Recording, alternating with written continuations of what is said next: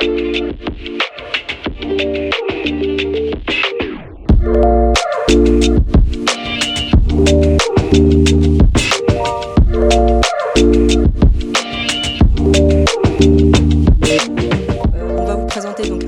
l'on traite au quotidien, qui est le pilotage de la performance au XXIe siècle. Comment on passe d'un mode bureautique Excel à un mode numérique Super Excel à travers la mise en place d'un outil d'un éditeur qui s'appelle IBM. Et la solution, c'est Planning Analytics, ou certains peuvent la connaître sous le nom de Cognos TM1. Bon, bonjour, je travaille chez Ater. Ater est un GIE à 50% Airbus et Leonardo, donc dans l'aérospatiale, aéronautique. Je suis aujourd'hui en charge de la business performance, une performance plutôt opérationnelle. Quand on a fait le projet avec Intis, j'étais directeur du contrôle de gestion, donc en plein dans la réflexion de la direction financière. Le contexte est assez incertain, comme vous le savez, donc c'est vraiment le moment de discuter de performance avec pas mal d'incertitudes et de robustesse des données. Voilà. Merci. Non, moi, j'ai un micro-cravate, donc je n'avais pas besoin. Donc, Ludovic Villela, après avoir passé pas mal d'années à la finance en charge de diverses fonctions, notamment du système d'information de la finance, j'ai rejoint l'IT et actuellement, je suis en charge de projets digitaux en transverse pour tout ATR sous le directeur de l'IT. Non, c'est déjà présenté, on ne voit pas. Sauf si vous vous assistez. Du coup, qu'est-ce qui vous a amené à une réflexion sur la refonte des outils EPM que vous aviez? Quels étaient les objectifs d'un tel projet? Comme je disais, on commençait à réfléchir en 2019 à une évolution. Nous avions déjà un outil de planification qui s'appelait TM1, qui était toujours un outil IBM, mais qui était d'une technologie désormais datée de plus de 10 ans. Et on voulait avoir une rapidité dans les cycles de budgétisation, une plus grosse capacité à faire des simulations, et surtout pouvoir migrer l'ensemble des milliers de fichiers Excel que la direction financière s'est créée, et d'avoir vraiment une base robuste, une base de données. Et on a surtout profité que la même réflexion se passait à la direction commerciale, qui avait la gestion de tous les flux de ses contrats sur Excel et que cherchait à digitaliser.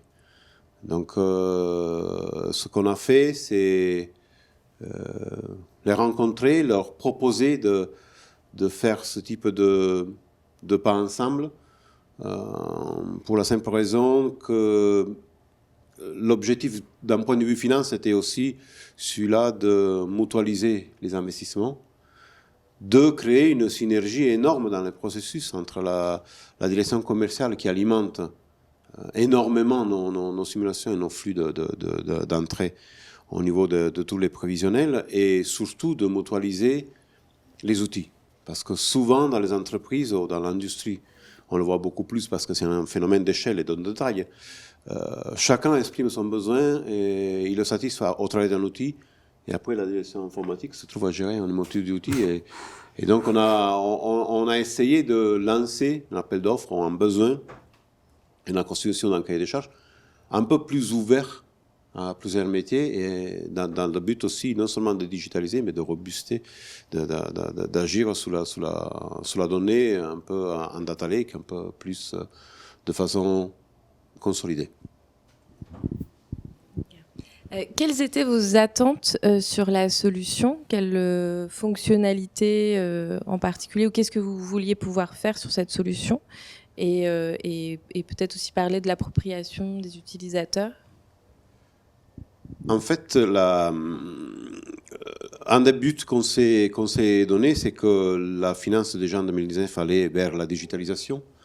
Donc pouvoir créer une base qui puisse non seulement faire de la budgétisation, mais faire aussi du reporting, qui puisse aller un peu plus dans l'opérationnel, car ce qu'on avait mis en place auparavant, c'était vraiment une gestion plutôt consolidée au niveau du controlling central. Donc on voulait une appropriation des contrôleurs de gestion opérationnelle, une appropriation aussi des opérationnels en participant par rapport à ce type de restitution d'analyse et donc de simulation, et donc élargir un peu plus et tirer les opérationnels vers ce type de processus consolidé.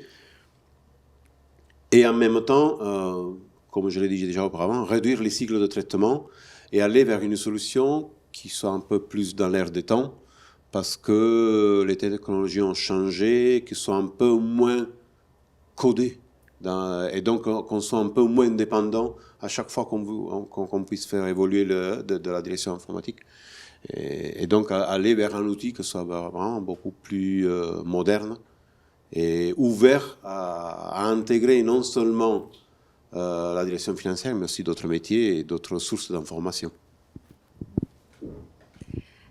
Quels étaient vos critères de choix en termes d'intégrateurs? Pourquoi vous avez fait ce choix d'être accompagné par Intis?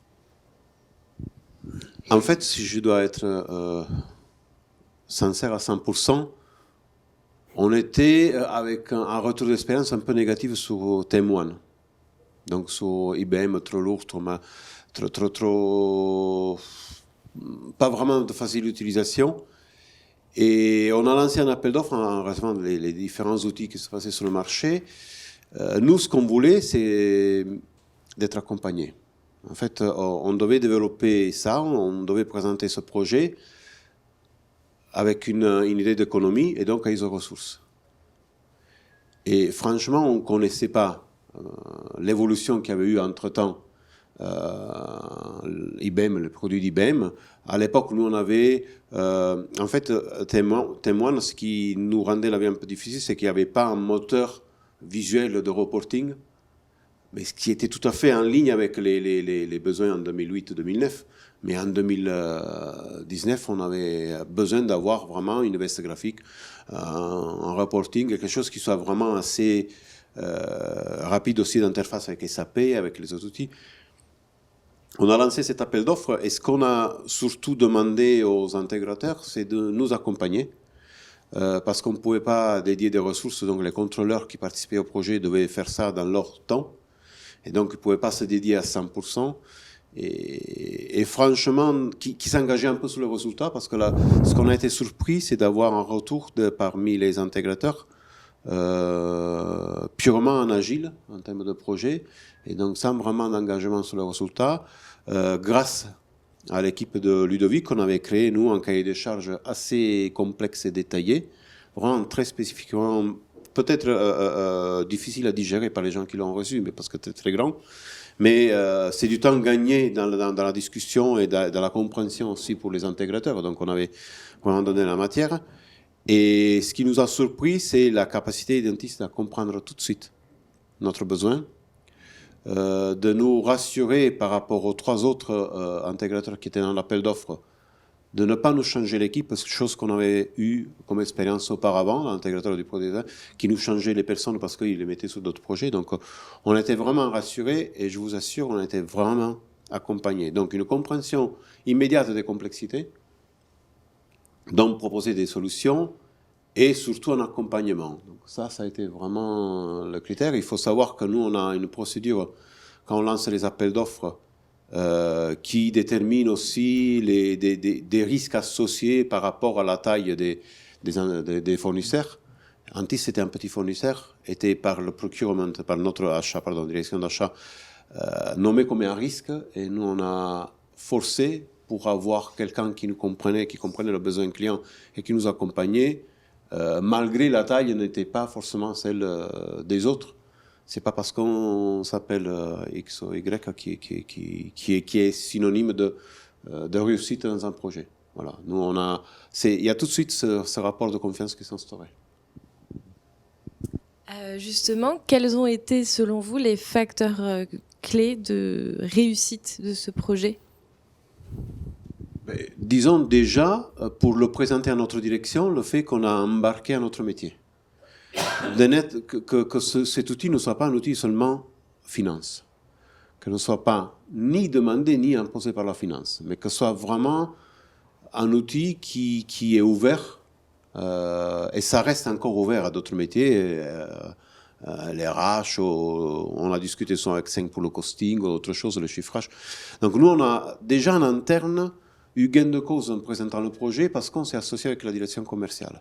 Donc déjà, un outil qui satisfait 2 directions, 2 métiers, 2 besoins, et qui les rend robustes, parce qu'intégrer dans un seul choix d'outils rend la donnée robuste par définition. Donc une disparition d'Excel, donc tout ça. Et après, le fait qu'il y avait quand même un intégrateur, la direction informatique, la commerciale et la finance, le risque était que chacun tire un peu la couette de son côté pour être prioritaire dans le choix. Et un des facteurs de succès, c'était vraiment le respect des rôles de chacun.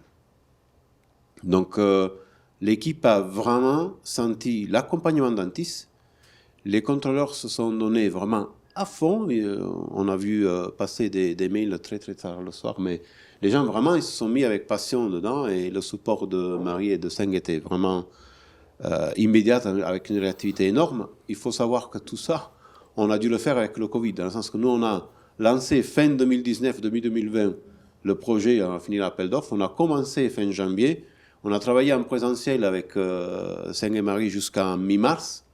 Et après, on a dû finir et faire la plupart du projet en distanciel. Ça a été vraiment une variable non prévue qui a rendu les choses encore un peu plus difficiles. Mais l'engagement de chacun, la participation, le respect, ça a été vraiment un facteur de succès. Et le fait que chacun a joué son rôle à fond et a respecté le rôle des autres.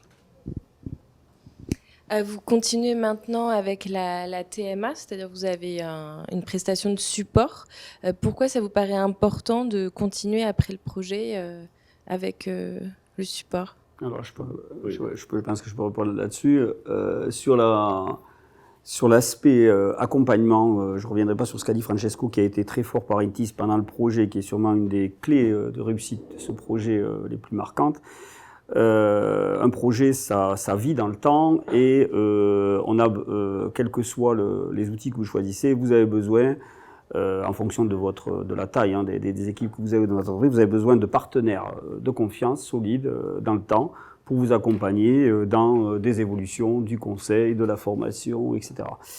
Et soyons clairs, la direction IT d'ATR, c'est une petite direction, on a maximum 30 personnes avec beaucoup de sous-traitance derrière pour soutenir beaucoup de personnes, plus de 1400 personnes. Donc on a besoin de s'appuyer sur des experts qui vont savoir non seulement répondre à des besoins fonctionnels, donc on a besoin d'une connaissance technico-fonctionnelle, et c'est pas évident à avoir chez des partenaires. Donc là, c'était un des facteurs clés qui faisait que si on avait une TMA à signer, on allait la signer avec quelqu'un qui maîtrisait les choses. Et puis une stabilité dans le temps. Il n'y a rien de pire dans un contrat de TMA que des changements incessants d'intervenants en face de vous, où en fait on ne bénéficie pas du tout d'une courbe d'apprentissage, parce qu'à peine les gens savent quelque chose, ils ont changé et ça recommence.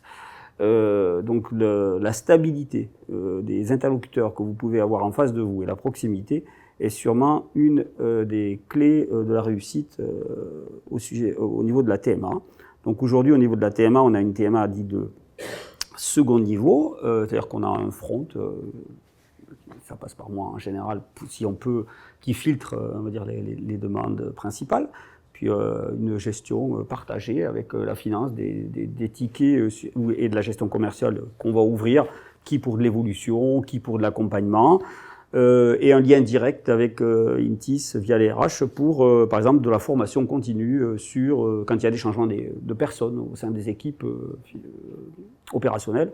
Et il y en a eu pas mal ces derniers temps. Parce que ça, c'est très important aussi, au-delà du projet, quel qu'il soit, et quels que soient les efforts que vous ayez mis sur la documentation au départ et l'accompagnement au changement, il faut bien voir que les outils perdurent et les équipes changent. Et il n'y a rien de pire sur ce type d'outils que des gens qui arrivent et qu'on a mis sur un poste plus ou moins rapidement parce qu'on n'a pas eu le temps d'avoir un backup ou une période de biseau.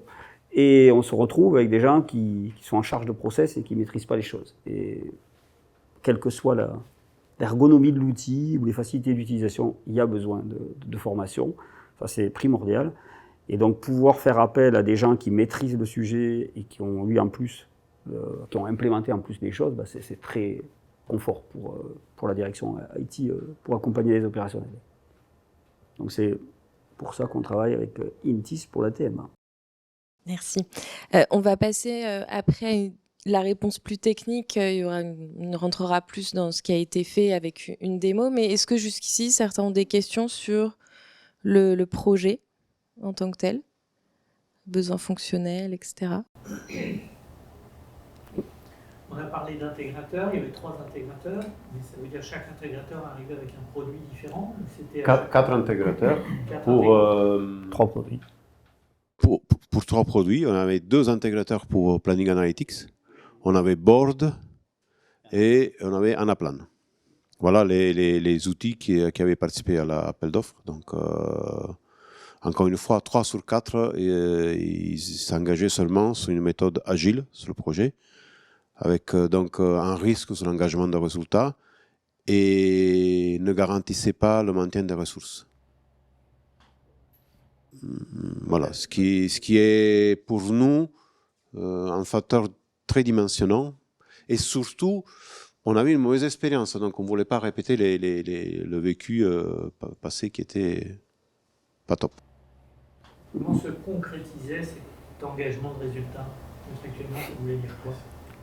Ben, la solution décrite dans le cahier des charges, proposée dans les temps. Et donc, parce que nous, encore une fois, on a passé, je pense, 2 mois et demi pour faire un cahier des charges qui était quand même repris de la première solution qui était... 2 mois et demi, c'est pour le revoir. Compte tenu de l'expérience, enfin, juste pour oui, mais resituer... on se basait beaucoup sur quelque chose qui existait par rapport au... La problématique était quand même lourde, puisque l'objectif quand même de la finance, c'était de traiter avec un seul jeu d'hypothèses les aspects P&L, balance sheet, cash en simultané, avec un seul jeu d'hypothèses, sachant que tout ça devait partir du plus bas, c'est-à-dire des contrôleurs de gestion, avec leurs besoins opérationnels courants, plus les besoins de consolidation du controlling central. Et bon, le scope était très large. Et la direction commerciale, c'était toute la gestion de leurs contrats, sachant qu'il y a quand même une complexité dans les contrats avions qui est plus que notable. Donc il y avait une expérience, donc il y avait un cahier des charges, entre guillemets, existant sur le passé, qu'on a repris. Rien que la reprise de ce cahier des charges et sa revue, ça a pris plus d'1 an. Mais le scope était très large, et il fallait surtout que le cahier des charges soit validé par tous les contrôleurs de gestion qui allaient travailler sur le projet après, et par les gens qui étaient censés mettre les mains dans le cambouis pendant le projet, la recette et l'utilisation. Voilà, et après, revu par moi dans les 2 mois et demi. Et estampillé par Francesco. Donc, niveau IT, voilà. Non, mais on se basait sur quelque chose de... Alors, on a vraiment une architecture assez complexe de notre cadre analytique. Et donc aussi le besoin de suivre nos marges, nos coûts, etc.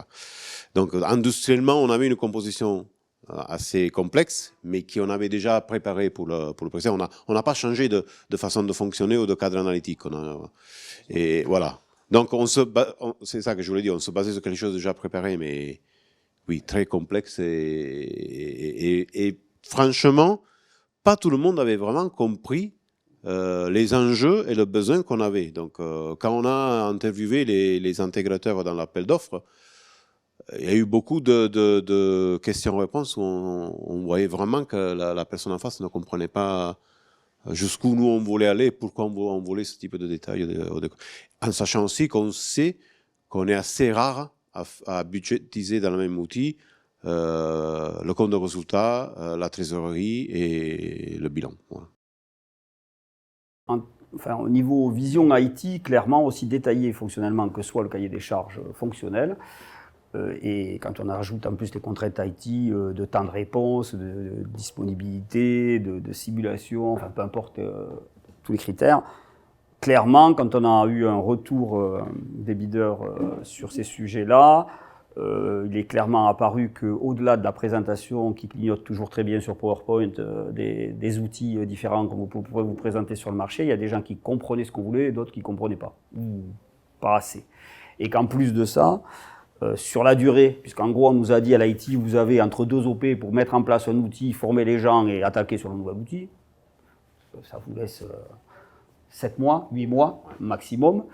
Vu la taille et ça, hors Covid, vu la taille du projet, on avait intérêt qu'en face de nous, on ait des gens vraiment qui comprennent le besoin et qui sachent et faire de l'agile quand il y en a besoin, et surtout encapsuler tout ça dans une méthode plus classique en V, mais avec qui garantissait qu'on arrive au bout à l'issue du planning. Et pas seulement des sprints menés juste pour mener une action. Oui. Cet outil aujourd'hui, il est complètement flexible. Alors, au départ, moi je vendrais ça en planning analytics, au départ c'est une boîte à outils. Faites ce que vous voulez dedans. Donc, vous avez les... Entre le moment où vous avez fait le cahier des charges et vous avez eu votre définition et aujourd'hui, est-ce que vous avez fait évoluer cet outil sur la partie bilan, cash flow, PNL? Il y a eu des évolutions, il y en a tout le temps, puisque il y a 2 aspects qui peuvent évoluer. Bon, le reporting, par nature, ça évolue tout le temps. Donc ça, c'est à la limite, c'est juste la présentation. Mais il y a des nouveaux besoins. Il y a par exemple, sur la direction commerciale, on a embarqué des méthodes de révision de prix qui n'existaient pas. Sur le PNL, il y a eu des changements de présentation. Enfin, tout ça mais à la limite, c'est la nature même de l'outil, ça. Aujourd'hui, Planning Analytics, pour moi, c'est une boîte à outils. Que vous traitiez du PNL, des besoins de RH ou autre, c'est une boîte à outils. C'est pas pré-packagé pour dire je vais faire ceci ou cela. C'est vraiment une boîte à outils avec un viewer très efficace des données. Et une fois que vous avez modélisé vos données, défini les traitements entre vos données, vous faites ce que vous voulez. Vous pouvez vous en servir pour X choses. Ce n'est pas forcément un outil finance. Alors ça dépend des cas. Moi j'ai géré des évolutions en direct pour mes propres besoins à l'IT, parce que je connais ça. Puis c'est un problème de temps aussi. Si on est pressé dans le temps, on va faire passer par la TMA. Si c'est des petites évolutions, si on devait être amené à faire des grosses évolutions, là on se pose en mode plutôt projet, mais on peut le gérer de différentes manières. Et puis on a aussi tenu à ce que toute la gestion des releases majeures qui peuvent impacter éventuellement un modèle de données soit suivie par la TMA pour être en alerte sur les changements qui peuvent arriver et sur les choses qui pourraient, parce qu'on a beau être sur du cloud, c'est une solution cloud aujourd'hui, si vous avez des releases majeures qui arrivent sur les modèles de données, sur les viewers, etc., il faut que ça soit accompagné, et aussi bien en termes de formation, mise à jour des manuels, des écrans, etc., etc. Voilà, comme je disais tout à l'heure, il y a aussi encore une question ouverte chez nous de faire migrer une activité qui s'appelle costing, qui c'est du chiffrage des modifications et du développement sur avion. Donc, le moment où on voudra aller vers un outil, Planning Analytics pourra très bien développer un module pour cette activité. Donc, c'est vraiment assez ouvert. Quel lien avez-vous établi entre cet outil et la consolidation? Consolidation pour les comptables des comptes. Ouais. Il y a des interfaces entre les actuals, consolidés, sociaux et consolidés, et Planning Analytics pour faire du comparatif au budget. Vous n'utilisez pas cet outil pour Non. le balayage de conso? Ah non. Ça a été au départ quelque chose qu'on n'avait pas pris, puisque tout est géré dans la SAP aujourd'hui chez nous, pour cette partie-là. Il y a des verticaux en fait. Si on regarde aujourd'hui notre structuration des outils IT, vous avez SAP qui gère, on va dire, 90% des flux, et puis vous avez des flux opérationnels, transactionnels, dont la consolidation financière. Et puis vous avez des verticaux comme le PLM qui va gérer toute la partie bureau d'études, chaîne de production, etc.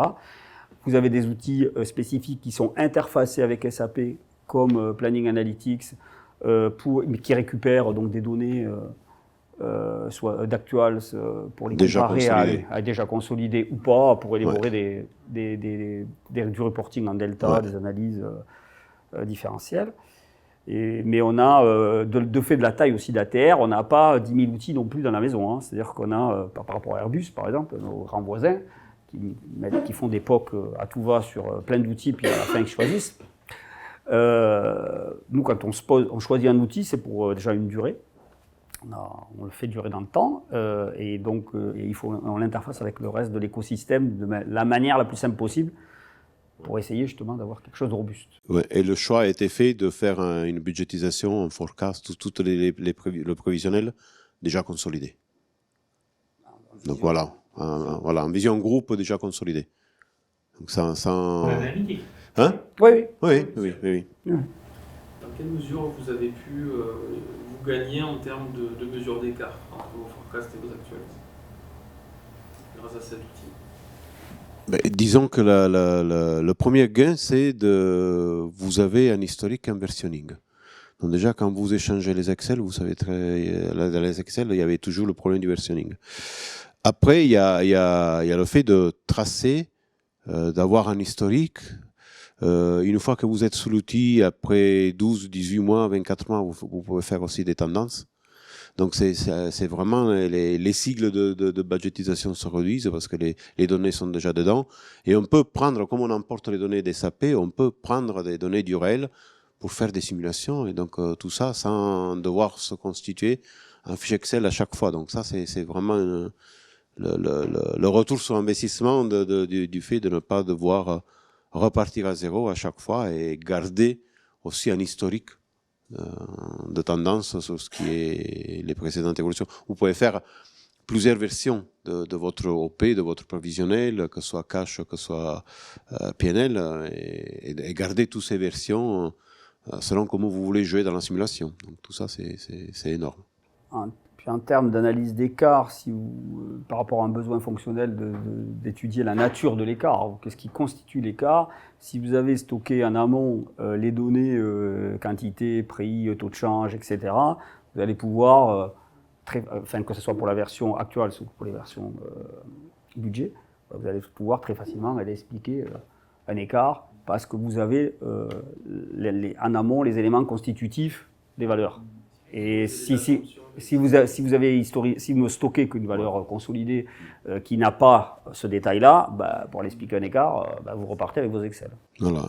Nous avons une particularité, c'est que nous avons notre comptabilité en dollars.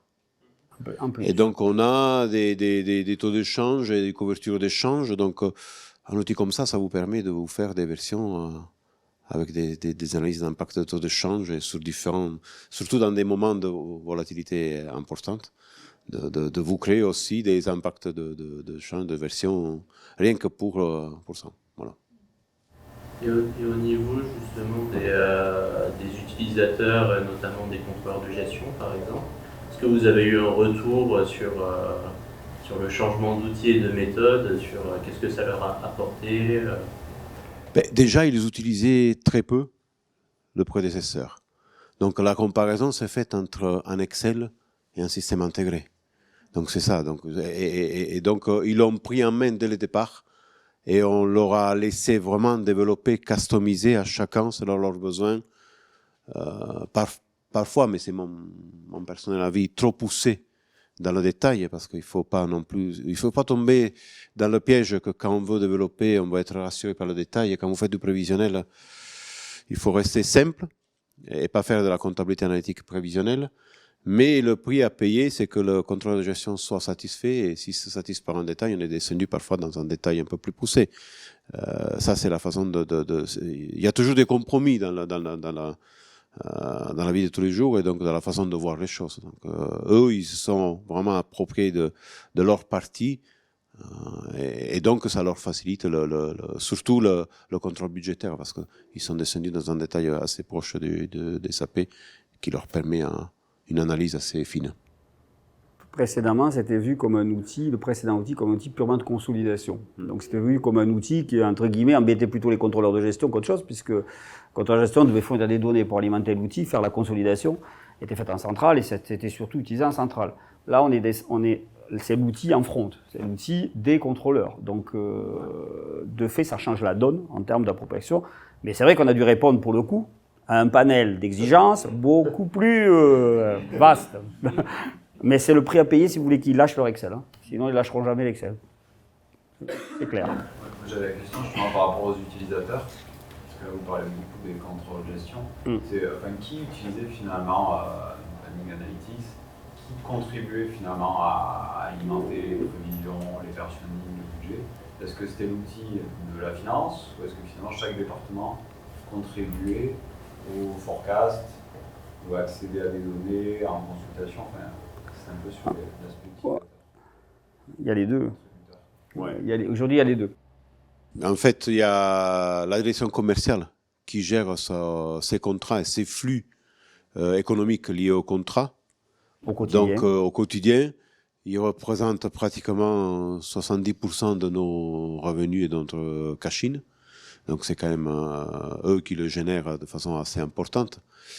Et avec une stabilité, surtout sous le provisionnel par rapport aux acomptes sous les contrats, parfois c'est complexe.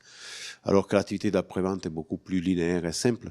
Mais vraiment, la structure des ventes d'avions est plus complexe. Donc, on a déjà surmonté ça. Sinon, pour le reste, c'est les contrôleurs de gestion opérationnelle. Voilà. Après, aujourd'hui, les résultats sont partagés. Il y a des utilisateurs qui, aux achats, qui consultent directement les données. Mais c'est vrai que dans les autres directions, ça passe toujours par un contrôleur de gestion opérationnel, puisque chez ATR, il y a des contrôleurs de gestion centrale et il y a des contrôleurs de gestion dans chaque direction qui se chargeaient de récolter des hypothèses. Après, dans certaines directions, ça a été poussé plus loin, et donc le contrôleur allait directement avec l'outil voir les responsables qui étaient censés rentrer les données. Mais on aurait pu imaginer que vous ayez dans certains secteurs des gens qui saisissent directement des données pour pouvoir les récolter. Après, ça c'est un choix. C'est pas que l'outil ne sache pas le faire, ça c'est un choix d'organisation et de taille aussi d'entreprise. Hein. Si vous collectez des données pour des commerciaux qui sont sur le terrain, sur des tablettes, et que vous les recentralisez, c'est une vision qu'on n'a pas actuellement par exemple chez ATR. Voilà. Bon, ça dépend les cas, mais ce n'est pas une impossibilité de l'outil, c'est un choix qui a été fait. Juste, sur la partie du change management, quelles actions spécifiques vous avez pu mettre en place de manière à intégrer et faire participer les contrôleurs, mais aussi les autres fonctions de l'entreprise?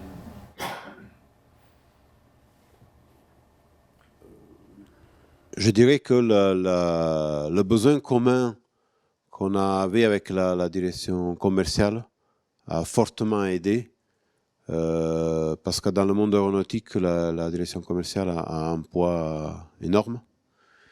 Donc le fait qu'on stabilisait les informations que souvent faisaient l'objet de diatribes ou de discussions menées par les auditeurs sur les flux tracés, etc.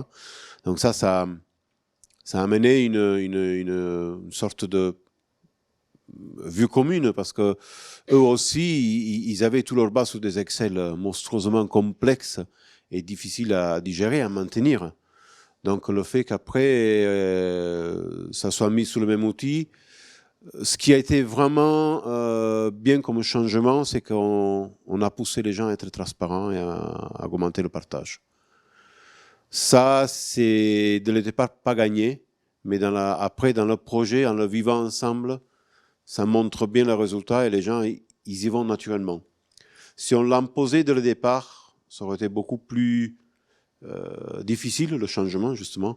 Après, dans les autres directions, ils ont une analyse plus fine et donc une réactivité augmentée par les contrôleurs de gestion. Le vrai changement, chez ATR, il se passe par la gouvernance que tous les 4 ans fait changer un PDG, un CFO. Donc ça, c'est plutôt ce changement-là qui est plus difficile à vivre avec un outil. Voilà. Il vaut mieux pas que vous tombiez avec un projet lancé par une personne et qui est pas.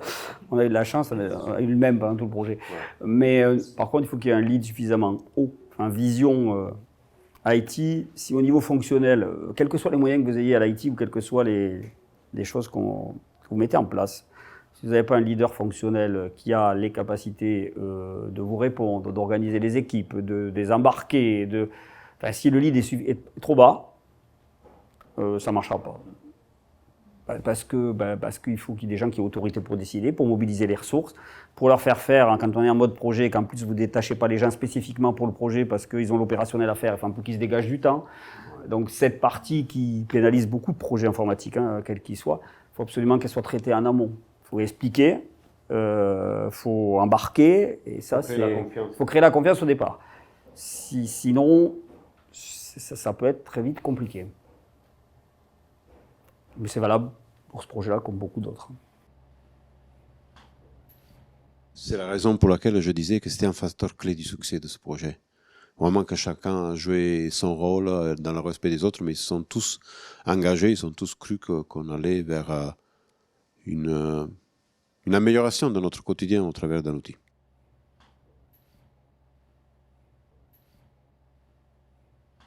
On va peut-être donc passer à la réponse technique en allant plus spécifiquement dans le détail donc au niveau du contexte entre 2011 et 2020, qu'est-ce qui s'est passé en termes d'outils? Alors 2011, le besoin n'était pas le même. 2011, c'était un besoin du controlling central, déjà de consolider, et c'était pas rien déjà à l'époque comme besoin, de consolider tout un tas d'hypothèses qui étaient traitées sur Excel pour avoir une vision P&L balance sheet cash, au moins en centrale, en récoltant des données qui étaient que sur des Excel. Un outil qui était censé couvrir que les besoins du controlling central, on va dire. À l'époque, les seuls viewers qu'on avait, c'était Executive Viewer pour visualiser ces données. Donc, c'était pas un mauvais outil à l'époque, mais ça ne répondait pas forcément aux besoins du controlling et notamment du controlling opérationnel en termes de restitution. Et l'interface de saisie était quand même assez lourde et peu... Enfin, on va dire, c'était pas une interface utilisateur très enjoy, hein, entre guillemets, c'était, voilà. Donc, les trois quarts des contrôleurs de gestion préféraient nous donner un Excel, ils disaient importer cet Excel, il y a tout dedans, et voilà. Nous, on va pas saisir là-dedans. En gros, ça se finissait par ça. Ça marchait.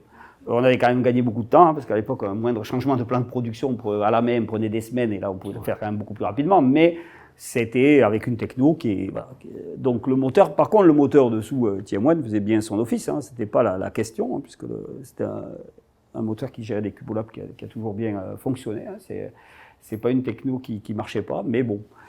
En plus, on était on-premise, donc des problématiques de serveurs qui étaient chez nous, et c'est un outil qui travaillait en mémoire vive, et bon, il fallait gérer la saturation de la mémoire, et donc des fois, on avait des petits soucis avec des disponibilités du serveur, notamment. Donc ça, c'était à l'époque. Donc, quand le projet a été relancé, ce qui était sûr, c'est qu'on avait franchi un cap.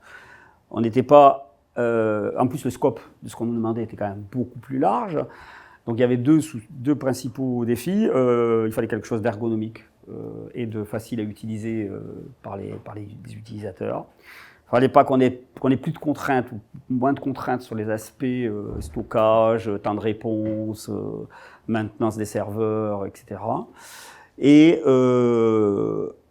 faire que sur ce nouvel outil, on ait une adhésion beaucoup plus forte à tous les niveaux. C'est-à-dire on descendait, on n'était pas pour satisfaire juste le controlling central. Donc c'était en termes techniques, nous, la principale chose qu'on recherchait, c'est d'avoir une solution qui soit sur le cloud, parce qu'on avait franchi un pas aussi hein, dans les entreprises. Le cloud en 2011, il ne fallait pas en entendre parler. Et même, il n'y a pas longtemps que dans l'aéronautique, on passe sur du cloud, donc il y avait ça. Et donc ne plus avoir ces contraintes techniques liées à la gestion des serveurs, et pouvoir avoir une souplesse en termes de restitution, de visualisation, de mise en œuvre rapide de rapports, pour satisfaire les utilisateurs rapidement, faire des quick wins quand on pouvait.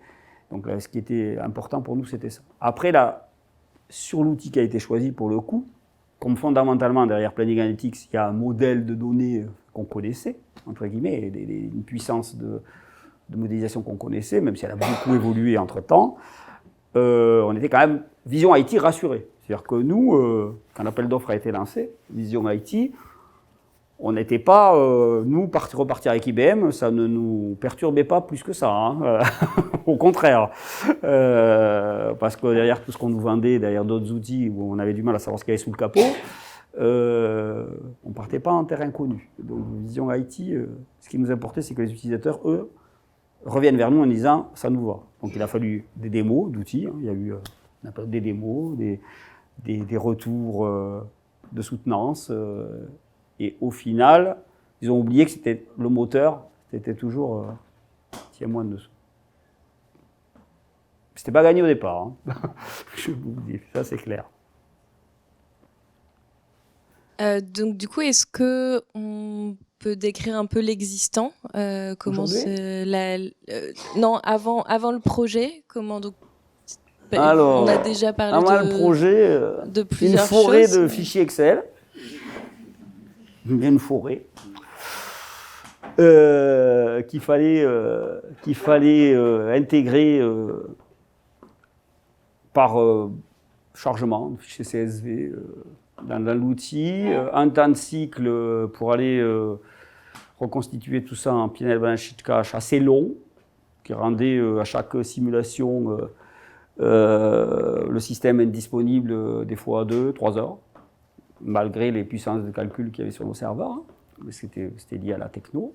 Et donc, quelque chose qui n'était pas, en termes de situation, très, malgré qu'on ait fait un pas à l'époque, en 2011, c'était quand même pas ce qu'on peut attendre d'un système moderne aujourd'hui. Donc, la situation, c'était celle-là.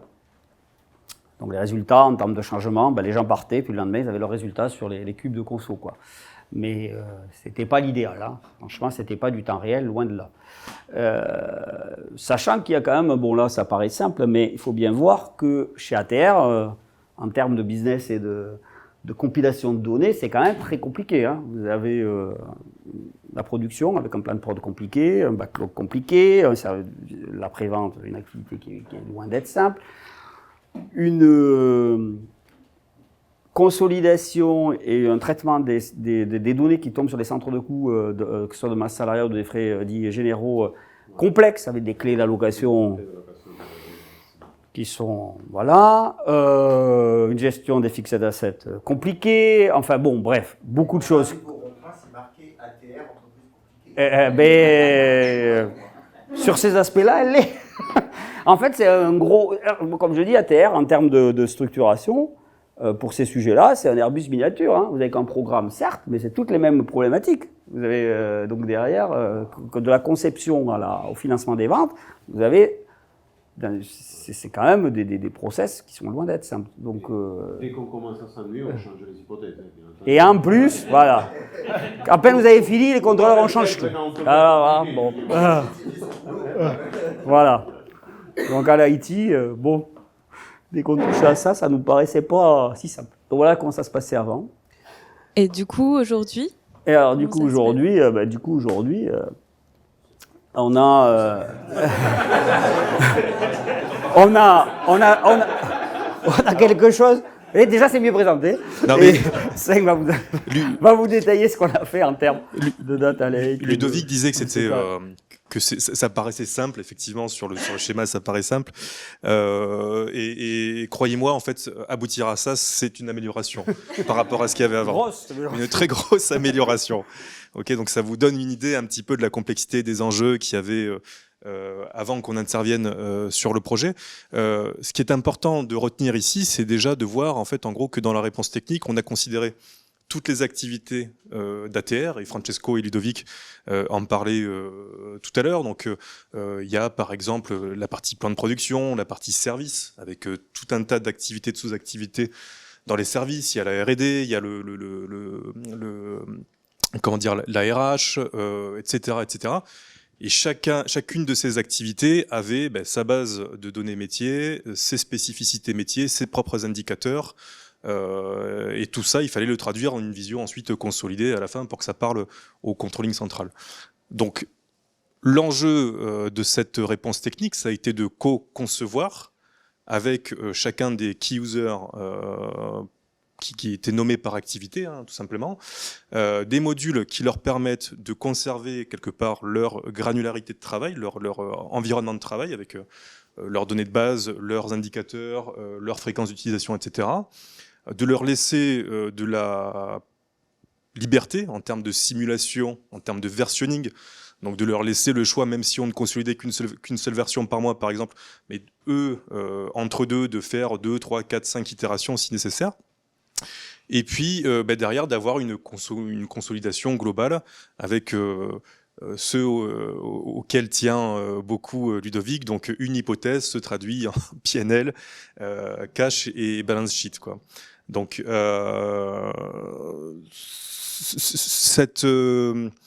ce choix de modélisation, ça a permis de donner de l'autonomie aux utilisateurs, aux contrôleurs, donc de leur laisser un espace de travail qu'ils ont su s'approprier, de leur permettre d'en faire plus, plus vite, plus, avec des données qui leur parlent. Et ça a aussi facilité le change management, parce qu'en fait, quand on a fait la co-conception, on leur dit comment vous voulez travailler, qu'est-ce que vous avez aujourd'hui. Et donc on a repris quelque part l'existant qu'on a ensuite adapté, bien sûr, pour que ça rentre dans le modèle, mais ils se sont pas retrouvés du jour au lendemain avec un nouvel outil complètement perdu, sans savoir par quelle boule prendre, puisque c'est eux qui l'avaient quelque part spécifié dans le détail, quoi. C'est très important en termes de cycle. Les contrôleurs de gestion opérationnelle ont des cycles différents du controlling central. Le controlling central, à un moment donné, il a besoin de consolider. Il consolide à un instant T. Le contrôleur opérationnel, lui, il fait des simulations, des calculs, des contrôles en permanence. Donc la problématique qu'on avait avec l'ancien outil, c'est que quand on avait un seul cycle, en fait, le cycle de la conso centrale, on n'avait pas du tout cette souplesse. Donc et en plus, quand on lançait une consolidation centrale, il veut dire que les autres modules, ils étaient pas dispo. Tandis que là, non, chacun a son propre cycle, chacun peut faire sa version, chacun peut faire les simulations qu'il veut. Et à un moment donné, on fait une photo de l'ensemble et tout ça se consolide de manière cohérente. Et ça, c'était pas évident du tout en modélisation. C'était un des principaux points qu'on a traité avec toi, Seng, et qui m'inquiétait le plus, puisque c'était la gestion du versionning détaillé pour chaque contrôleur et d'avoir en plus une version centrale qui soit cohérente avec l'ensemble. Parce que si vous faites matcher un plan de production avec un backlog qui n'est pas cohérent, par exemple, ça ne va pas se traduire de manière normale, entre guillemets. Ça marche pas très bien. Et donc ça, c'était un des principaux défis. Et puis vous voyez en amont de tout ça, ou peut-être c'est dans le slide suivant. Oui, ça c'est la vision simplifiée. En fait. Il y a deux visions. Bon. En plus, ça a été tronqué. En plus, pour travailler, voilà, je me disais avant c'était le premier, mais non, il y en a deux. Il fallait alimenter le système avec des sources de données externes, qui soient sur des systèmes type SAP ou autres, d'autres outils, d'autres applications chez nous, des interfaces, pour que les contrôleurs de gestion aient à un moment donné à disposition les données et travailler dessus en termes de simulation, etc. Donc il y a les données d'actuals ou les données, par exemple si on prend le cas de radar qui contient la flotte en service chez nous, qui nous permettait de dire voilà la photo aujourd'hui, puis moi je vais me projeter et je vais dire je vais travailler sur cette photo-là pour me projeter et faire un tel jeu d'hypothèse. Et au final, c'est tel jeu d'hypothèse qui rentrera en consolidation. Donc toute cette partie-là, interfaçage, n'est pas non plus si simple à mettre en œuvre. Et ça répond aussi à la question de Julien de tout à l'heure sur qui contribuait finalement au cycle. Ça, ce sont des bases de données métiers. Donc c'est vraiment les opérationnels qui viennent les enrichir. Et ces bases, ensuite, du coup, sont réutilisées par le controlling pour faire des analyses, des prévisions, du forecast, etc. Donc en termes de contribution, la donnée part quand même des opérationnels, donc du bas. Et c'est juste qu'elle est mise à disposition plus rapidement et de manière plus fiable, en fait, dans l'outil de planification, quoi, dans le PMA. Puis ça évite de payer aussi des licences pour des gens qui font que de la saisie. Mais bon. Ok, bon. Je vois que ça vous laisse sans voix. Donc, ce qu'on va faire, c'est qu'on va... Enfin, Gabriel... Ouais. Si vous avez des questions ou si vous voulez partir à la démo, parce que je vois l'heure. J'ai une question sur l'interfaçage. Vous l'aviez déjà anticipé dans le cahier des charges ou vous l'avez découvert au moment du déploiement ? Non, c'était anticipé dans le cahier des charges. D'accord. C'est pour ça que j'ai insisté sur le fait que... Bon. Le cahier des charges a été vraiment énormément détaillé parce qu'on savait qu'on allait dans le détail, on savait qu'on était complexe et c'était pour être sûr que notre interlocuteur externe le comprenne. Et donc on a fait un gros travail en amont, chose que je suggère, parce que sinon on est tout le temps en train de se réajuster pour revenir parce qu'on découvre un peu et voilà. Non, on était assez, je dirais, directif dans ce qu'on voulait. Après, c'est vrai que la customisation s'est faite, comme disait Seng, par rapport à l'environnement de chaque contrôleur qui voulait aller un peu plus dans le détail ou vraiment personnaliser quelque chose. Mais il est dû aussi à la spécificité du métier. Voilà, dans la production, c'est pas la même chose que dans la RH ou dans le commercial. Voilà. Juste pour rebondir, vu le scope énorme, enfin assez conséquent du projet et le temps de réalisation qui devait s'effectuer entre 2 OP, donc un temps limité, cette préparation en amont était nécessaire. D'autant plus au vu du scope. Non, on n'aurait pas pu découvrir tout ça en atelier, ça c'est pas possible. Hein. Vous devez, au départ, en plus, bon, la customisation, même si elle est possible et qu'elle est vraiment différente par métier, quelqu'un qui contrôlera la chaîne, c'est pas évidemment, il n'a pas les mêmes besoins en termes de reporting que les autres. C'est une chose. Après, la problématique, c'est la qualité des données que vous avez en amont. Si vous voulez être sûr d'avoir une source fiable, enfin, si dans la maison, vous avez une base de données fiable sur des sources de données, pourquoi les transiter par des Excel ou une ressaisie, etc. Autant qu'elle arrive directement dans l'outil et puis que vous puissiez l'utiliser. Après, en fonction des entreprises, les bases de données et la fiabilité de ces bases varient. Mais en l'occurrence, on avait certaines socles de données qui étaient quand même fiables, qu'on pouvait utiliser facilement. Par exemple, des SAP, tout le référentiel, hein, il était hors de question d'avoir un cadre de gestion différent, par exemple dans SAP et dans le PM. Parce que sinon, aller matcher après les actuals avec du budget. Donc là, on s'est appuyé sur le cadre de gestion existant. Pareil, si vous avez une base qui donne de la Servion en service, vous n'allez pas aller le ressaisir à la main ou aller passer par un Excel qui a été potentiellement trafiqué, entre guillemets, avant de rentrer dans votre système. Une question aussi anonymiser les données, vous avez réussi à le faire pour certaines données confidentielles, comment ça a marché? Parce que ça va sur le cloud. Oui, alors là, sur le cloud, on avait, chez nous, il y a un cloud assessment je pense que c'est la même chose chez vous. Oui. Donc ça a été, il fallait discuter avec nos amis juristes et les RH pour savoir où étaient les serveurs, qu'est-ce qui garantissait qu'eux, etc., etc. Et après, comme dans les systèmes, par exemple SAP, etc., il faut que vous puissiez à un moment donné n'avoir qu'un matricule et pas les noms ou des choses comme ça. Donc ça, c'est la RGPD qui vous l'impose. Donc oui, on l'a fait de cette manière-là. Parce que je vois que vous avez la R&D. Oui. Ouais. On a la R&D avec une projection de temps passé par service, etc. Et voilà. Donc vous avez réussi à avoir un système avec des données qui sont sur le cloud et après, pour les utilisateurs, la possibilité d'avoir une vue avec un peu plus de détails. Alors les données y sont. Hein, complètement, oui. Elles y sont, mais après, ça dépend quel niveau de l'anonymisation vous voulez aller. Si on va pas mettre, on n'a pas besoin d'avoir le nom des personnes il suffit d'avoir un logo, un logon ou un nombre de personnes. Non, mais sur la R&D, on peut aller sous du workload, en fait. Je veux dire, quand vous êtes en prévisionnel, après vous récupérez sous l'actuel, vous récupérez la donnée élémentaire, vous pouvez aller jusqu'au nombre de la personne qui a pointé. Mais... Alors là, c'est encore autre chose. Là, nous, on a moins de contraintes que le scope Space and Defense avait des contraintes militaires. Donc chez nous, le cloud assessment n'a pas posé de problème. Mais ça a été quand même passé au peigne par Ethical Compliance. Ouais. Et RH pour le... Sachant que c'était un des premiers projets, je crois, sur le cloud d'importance chez nous. Depuis, il y en a eu d'autres, mais c'était un des premiers projets sur le cloud d'importance. Je voudrais juste souligner le fait du cahier des charges bien détaillé. En fait, ce qu'on s'est rendu compte pendant l'appel d'offres, c'est que les autres intégrateurs, ils disaient oui à tout ce qu'on posait comme question, mais presque on a dit après on vous amène où on veut. Et nous, on voulait plutôt, ici c'est le cahier des charges, c'est nous qu'on vous amène où on veut. Voilà, c'était un peu une vision différente et parce que les outils peuvent faire beaucoup de choses, mais nous on avait plutôt des contraintes de complexité opérationnelle. Il ne faut pas que votre intégrateur fasse fi de l'existant, parce qu'on peut toujours dire on part de zéro, on va vous bâtir quelque chose de formidable. Vous avez un existant, vous avez des interfaces à monter, vous avez un accompagnement au changement qui fait que si on peut avoir un produit sur étagère qui répond à un besoin spécifique quand c'est très standardisé, vous avez des outils sur étagère qui marchent très bien, mais parce que c'est des process qui sont les mêmes dans toutes les entreprises et que l'élaboration budgétaire souvent... ça varie beaucoup.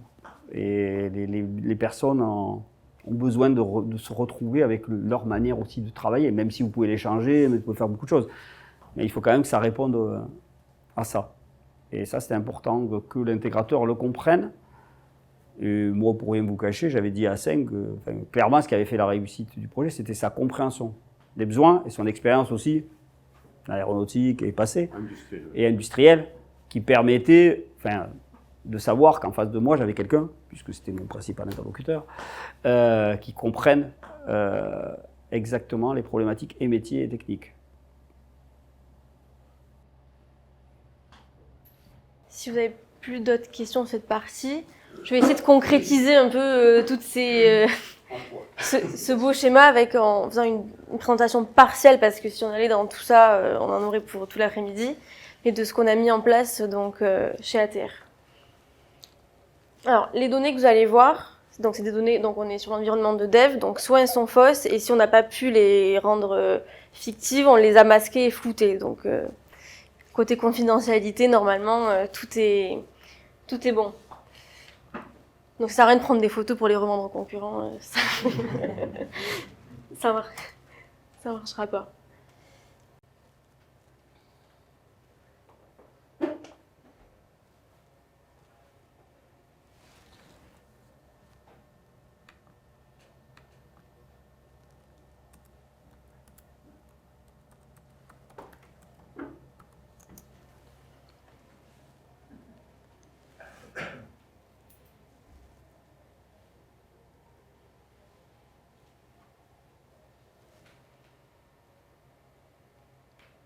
Donc, quand on rentre sur l'interface CATR, vous voyez, chaque dossier représente toutes les activités, donc tous les modules, donc toutes les boîtes que vous avez pu voir.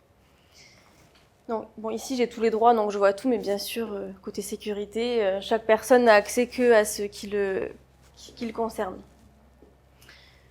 Donc, dans un premier temps, vous voyez, vous avez la partie gestion commerciale, donc la gestion des contrats, donc, dont Francesco a appuyé. Puis après, vous avez tous les modules de controlling opérationnel qui sont représentés. Et à la fin, vous arrivez avec des modules plus centraux, donc avec le cash, le bilan et le PNL. Parce que comme l'a expliqué Francesco, le but, et aussi Ludovic, c'est que chaque hypothèse et chaque chiffre qui aura été rentré donc, au niveau opérationnel dans une simulation se retranscrive et ait un impact. Donc là, vous allez retrouver à la fois les interfaces opérationnelles, puis aussi des interfaces plus centrales avec de visualisation. Et vous avez aussi donc, des reporting pour communiquer cette donnée. Si je commence par là avec un exemple de possibilité de dashboard qu'on va pouvoir imaginer.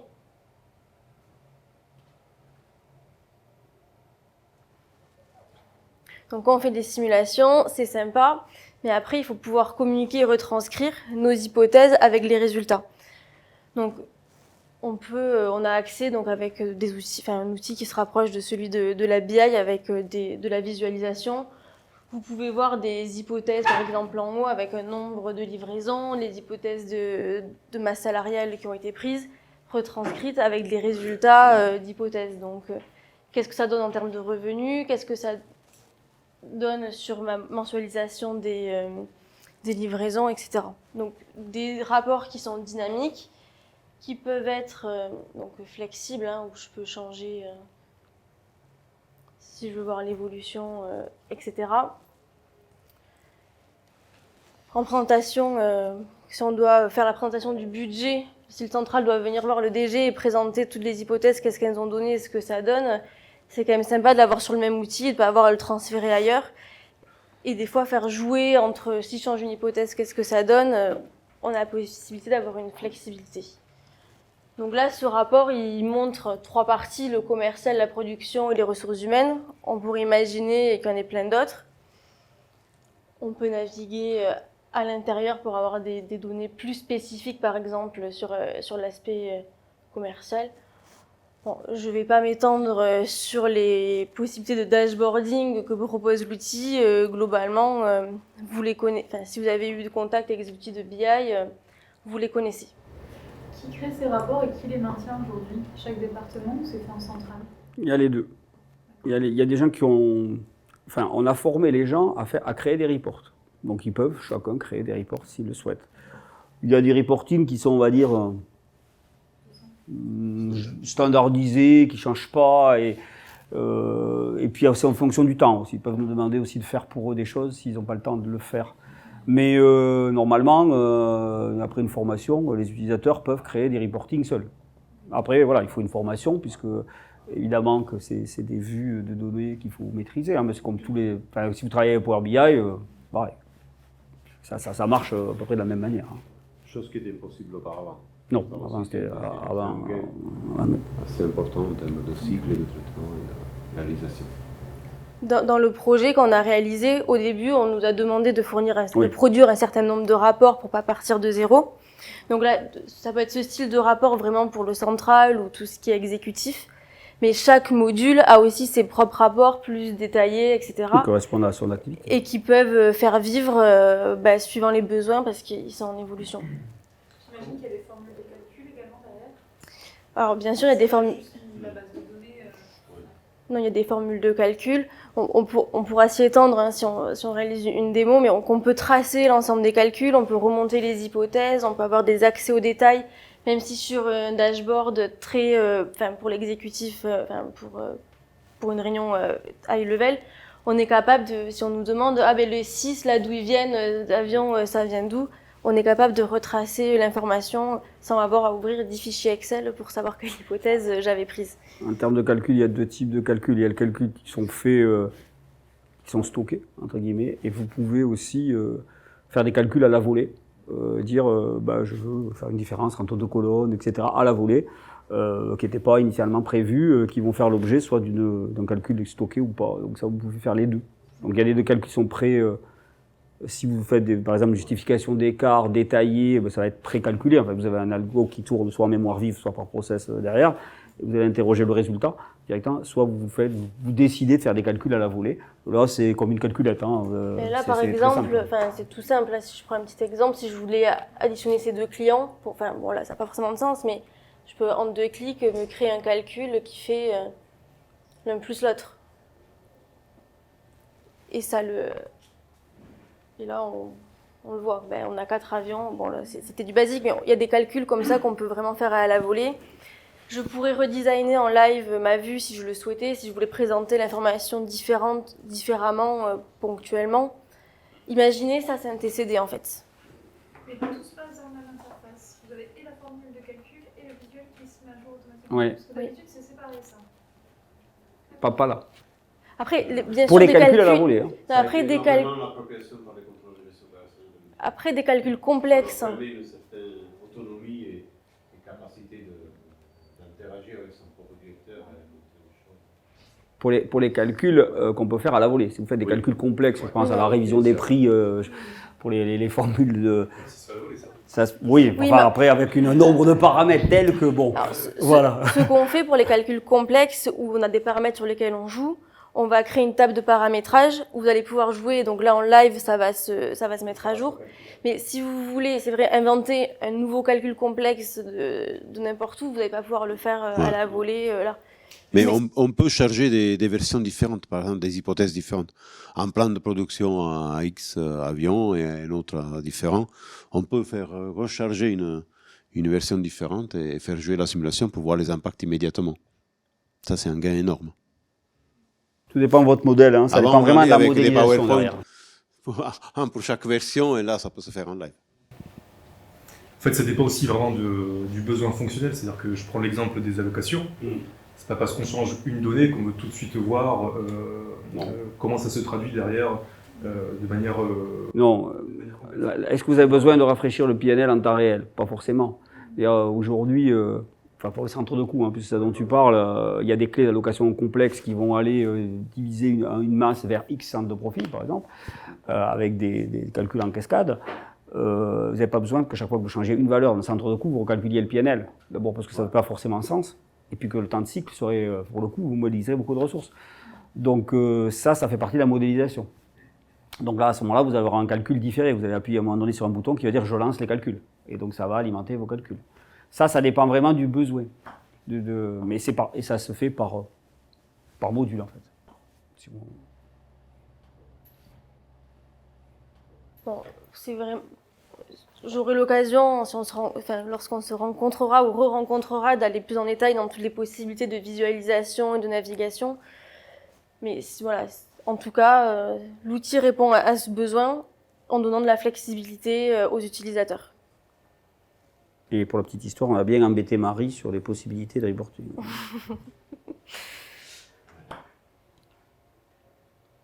Non, mais alors, on rencontre, d'un point de vue reporting, on rencontre souvent le besoin de dire j'ai l'opérationnel qui veut le voir d'une manière, sauf que son responsable ou quoi, il veut pas le même détail, il veut pas la même vision.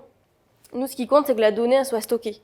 Après, on la présente de la manière qu'on veut, et la donnée est la même entre si je la regarde en détaillé ou d'une manière plus macro. Donc ça se parle, il n'y a pas d'incohérence. Je peux passer d'un fichier Excel détaillé à un fichier plus macro, ou quand j'ai bougé mon détail au niveau macro, le lien il s'est pas fait.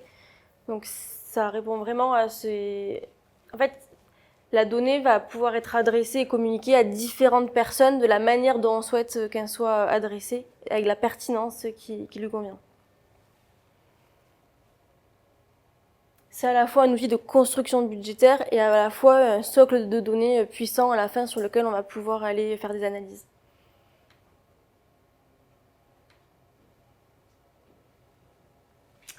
Si on reprend donc l'ensemble des modules qui existent, vous avez vu, ça part si on donne une partie controlling, ça part du controlling commercial au plan de production, au RH, à tout ce qui est customer service, donc avec le training, etc.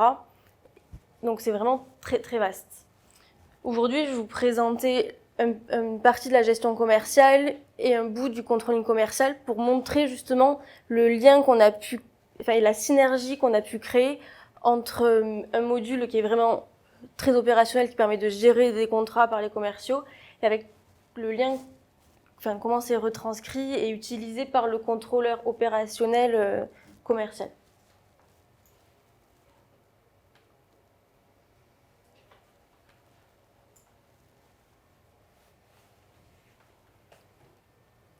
Donc là, on va voir donc, sur cette interface, il va y avoir une partie qui est tout ce qui est administration, donc avec des indices de prix, des taux d'intérêt. Donc là, c'est tout le paramétrage, tout ce qui va être utilisé par les commerciaux d'un point de vue plutôt high level pour gérer et paramétrer l'ensemble de son module.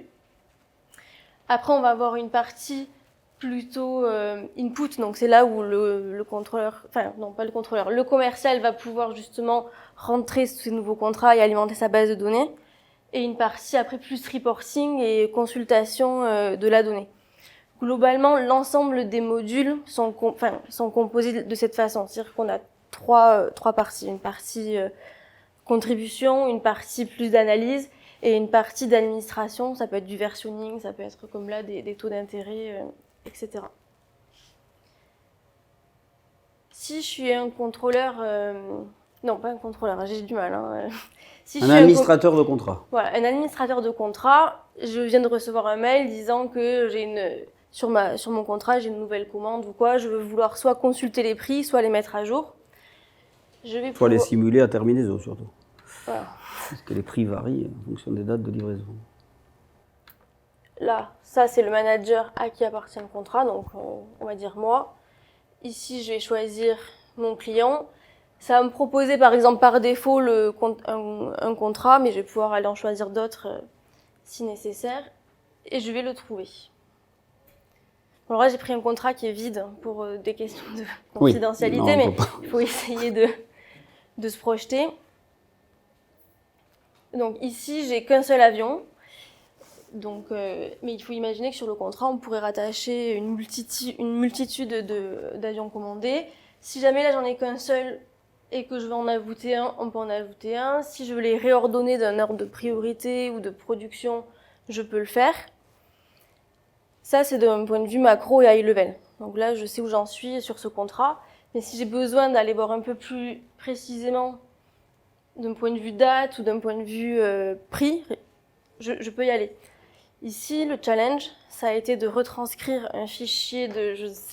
franchement, quand on l'a ouvert avec 250 colonnes et je ne sais plus combien de lignes, qui arrivait à bout de souffle, puisqu'il y avait déjà des soucis pour l'ouvrir, et avec des liens dans tous les sens avec d'autres fichiers. Et on venait nous voir à l'IT, il ne marche plus. Déjà, on ne garantit pas nous le fonctionnement des fichiers Excel, à l'IT, que chacun a bâti, mais ça devenait très compliqué. Et c'était le challenge. C'était de le retranscrire dans une interface dans laquelle on se retrouve, qu'on peut naviguer, qui est intuitive, mais là où on va pouvoir faire les mêmes choses quelque part que dans notre précédent Excel. Donc on va gérer à la fois des dates, à la fois des prix, comme je le disais, à la fois des... j'ai perdu le mot, mais des échéances de paiement, etc. Des indices de révision de prix. Les formules de calcul complexes de révision de prix, de décomposition du prix en X éléments, enfin bon, bref. Beaucoup de choses. Voilà, j'ai à la fois des écrans donc, pour gérer mes dates et voir, ou un écran un peu plus compliqué où on parle des indices de révision de prix qui suit. Où là, on va, bon là c'est vide comme je le disais, mais là où on va avoir le prix contractuel, sa décomposition par tous les éléments qui constituent le contrat, parce que comme il l'expliquait, le prix d'un avion, c'est pas, ça se construit pas comme ça. Et allié à une table de paramétrage du contrat assez complexe qui va permettre par contrat de mettre des indices de révision de prix particuliers, vraiment de customiser le contrat et d'illustrer toutes les spécificités qu'on peut retrouver dans un contrat écrit ou quelque part on écrit un peu ce qu'on veut et on peut inventer 20 000 conditions différentes, de les retranscrire dans l'outil et de les faire appliquer pour qu'à la fin on arrive à obtenir le bon résultat, le matérialiser et savoir l'expliquer, le tracer. Oui. On part voir le client avec un contrat standard, on revient avec un contrat unique. Donc c'est ça, c'est un peu ça la particularité. Après des longues négociations, il y a vraiment X façons de gérer les prestations contractuelles, la formation des pilotes, que ce soit la prévente, l'accompagnement quand c'est des nouvelles compagnies. On a des particularités quand on gère le premier avion, ce qu'on appelle nous le tête de version, pour la prod et tout ça. Donc il y a vraiment des complexités. Chaque avion est customisé de façon différente et chaque contrat répond à des exigences. Parce qu'en face de vous, vous avez des clients qui sont plus ou moins forts à négocier, plus ou moins intéressés à la partie passager, ou à la partie financière, ou à la partie, etc. Donc on démarre toujours avec un contrat standard et on signe un contrat unique. Et cette grande variété de contrats, vous avez quand même réussi à l'anticiper. Aujourd'hui, elles sont anticipées, en fait, ces possibilités. C'est des solutions, des alternatives, vous les avez toutes. On sait comment customiser un contrat, mais on ne peut pas dire qu'on puisse faire du copier-coller.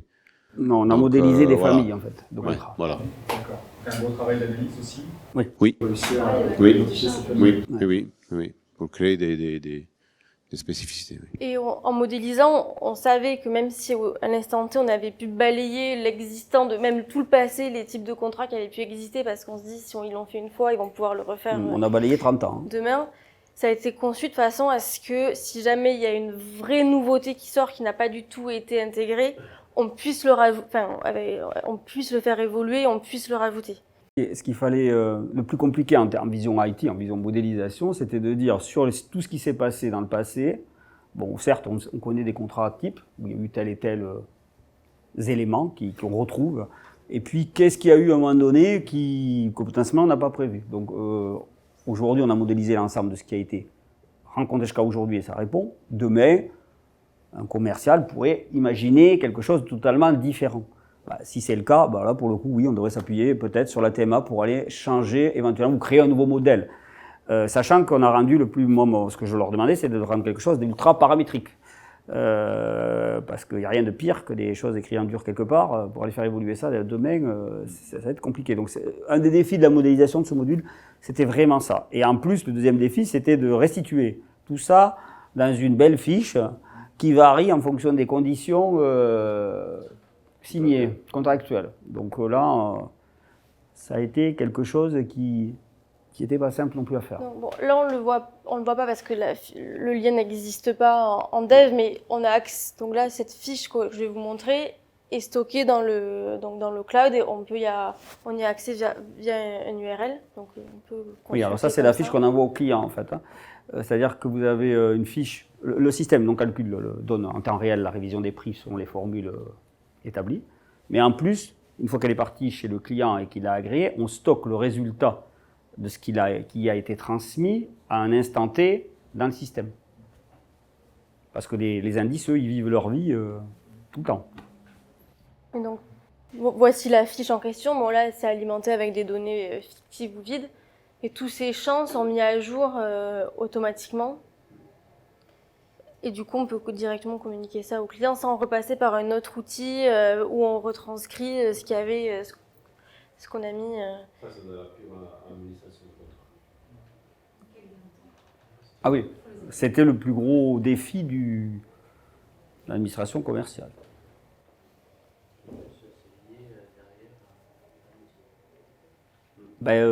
Si je changeais une date de livraison, etc., automatiquement, là, ça change. Aujourd'hui, bien sûr, ça ne la renvoie pas au client automatiquement. Hein, mais non. On le fait un PDF, on l'envoie. Là, on peut parler de carnet de commandes solide. Voilà, parce que tout est retranscrit, tout est conservé, voilà. Planning de prod. Comment ? C'est à partir de là, de cette base-là, vous allez faire le planning de prod.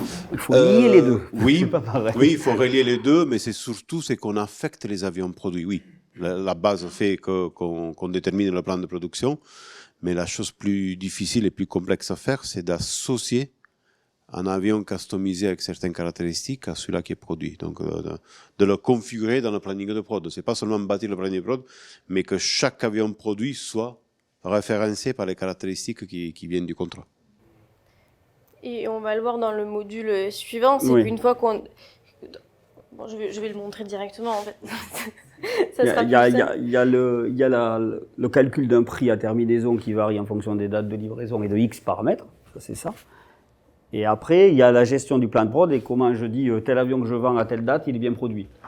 Et il est produit selon conformément aux besoins du client avec toute la customisation que peut faire chez nous chaque client.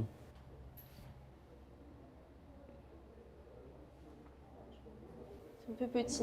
Ça veut dire que les interfaces, elles ne sont pas dans un seul sens en fait. Il y a Non. une communication entre SAP et... Oui, il y a les deux. Il y a les deux.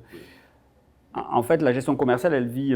là, il y a deux modules. Gestion commerciale, c'est une gestion opérationnelle quotidienne. Donc, ils saisissent des contrats au fil de l'eau. À un moment donné, par contre, le contrôleur de gestion qui veut un jeu d'hypothèses par rapport à un prévisionnel, lui, il va dire, je prends une photo du backlog, par exemple, commercial à un moment donné, et il peut en plus faire varier ces hypothèses. Il peut considérer qu'il y aura plus, il y aura moins, il y aura des TBD, enfin bon. Et après, il faut que ça matche avec un plan de prod prévisionnel, qui lui est issu d'un plan de prod réel, plus des aménagements. C'est tout ça en fait qu'il faut faire pour aller faire matcher l'ensemble vers la prévision. Et c'est ce qu'on fait ici. Donc là, on est rentré dans le module donc, de controlling commercial. Donc, comme l'expliquait Ludovic, première partie, donc ils créent leur version. Ils viennent faire une photo donc, de ce qu'il y a dans le module commercial et ils viennent sélectionner les contrats qui les intéressent. Donc, il peut en exclure et il peut en rajouter s'il le souhaite. Et de là, il va venir customiser un peu aussi ces données. Parce que peut-être que je reprends les contrats qu'il y a